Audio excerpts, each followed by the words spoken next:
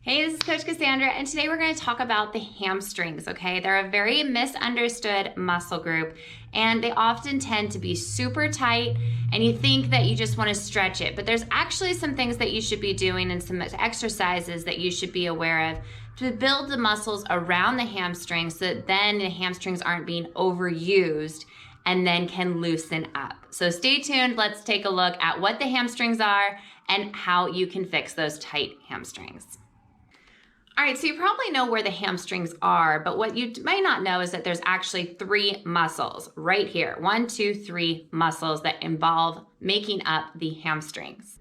Now there's actually two main responsibilities for the hamstring. One is going to be knee joint flexion, okay? That's bending the knee. And then there's of course hip extension, so bringing that leg backwards. Now those are their main responsibilities, but they also play a big part in the rotation of the knee, standing and bending forward, of course, at the hips, and they also are going to assist in straightening out the lower curve of the spine when sitting. So if you tend to hunch over, that could be because your hamstrings are tight.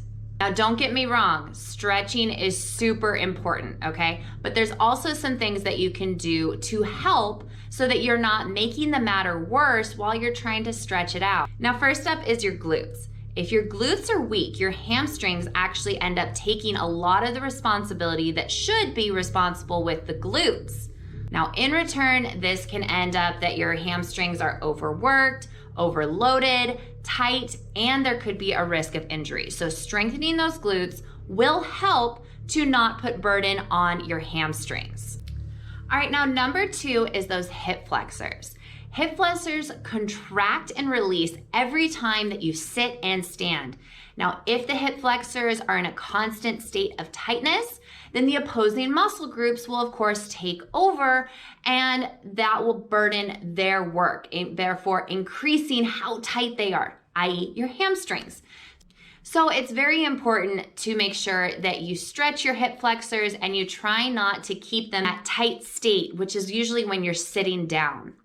Number 3 is, of course, a weak core. Just like the weak glutes, the weak core. If they're too weak, the opposing muscle groups are going to take over and are going to be overloaded and therefore become super tight. Now, your core is responsible for keeping your spine and your pelvis nice and strong and stable, okay? That way it can stay in that neutral position.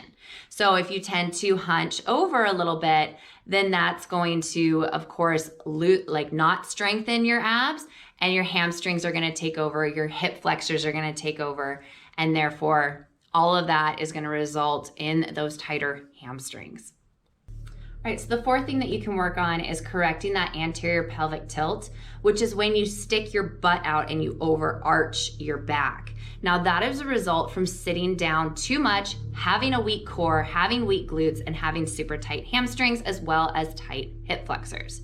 So when you correct all of the things that we're talking about, that anterior pelvic tilt will disappear or it will become less, okay? All right, so do those stretches, strengthen that core, and I will see you next time. Good luck. Take care.